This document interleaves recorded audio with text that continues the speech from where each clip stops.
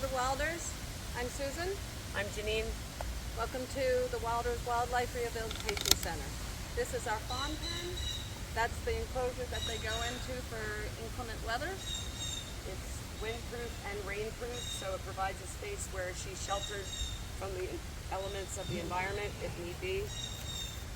We'll keep her until she's at a point where she can be eligible for a soft release, which at that point she'll be transferred to a facility where she'll be reacclimated back into the wild naturally and be taught how to survive on her own.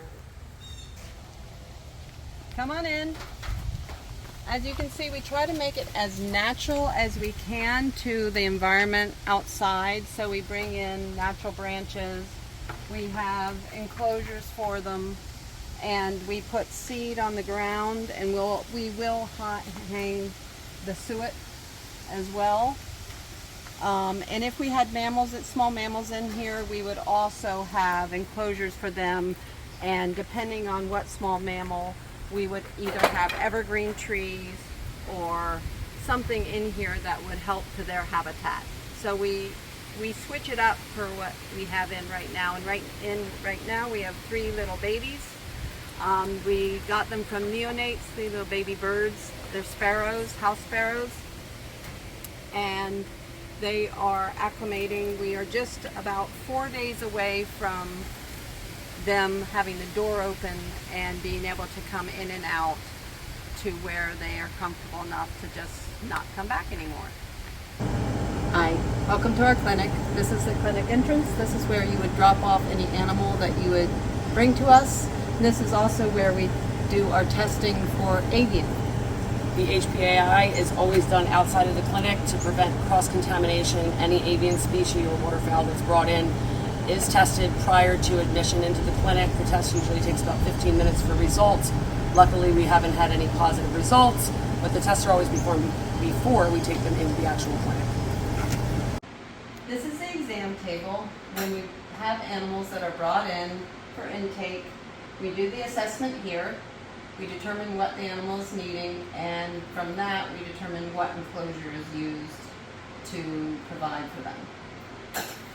Over here we have a plethora of stabilization material, everything from lactated ringers, different syringes, different size syringes, heating elements, antibiotics, topical sprays. Anything medical that you can think of is in the medical enclosure. Neonate, if anything's brought in that requires an incubation. Over here we have our enclosures.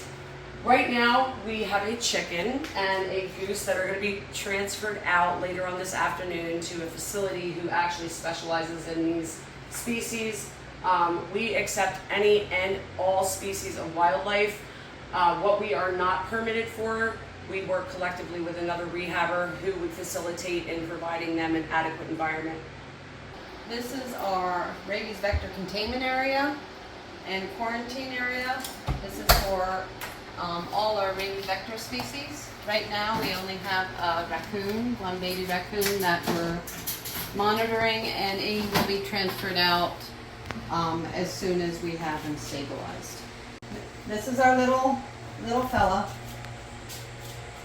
He's not very happy or friendly right now.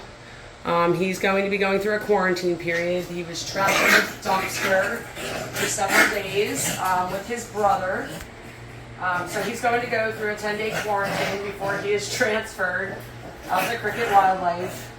This is why you should never handle wild animals without education or training. This is the sad part about rehabilitation. These are our euthanasia chambers. We use these for when an animal is too injured or too sick to have any type of recovery. Or if an animal is unable to be released back into nature. We have the CO2 gas here, which is set up to be quick release. Would you like this? So the smaller animals can go into enclosures. That takes less time for the actual gas to fill up, so it's less time that they have to be in there and struggling. So smaller animals, smaller enclosures. Larger animals, such as raccoons or fawns, can go in the larger ones. This is the part of the business that is the hardest.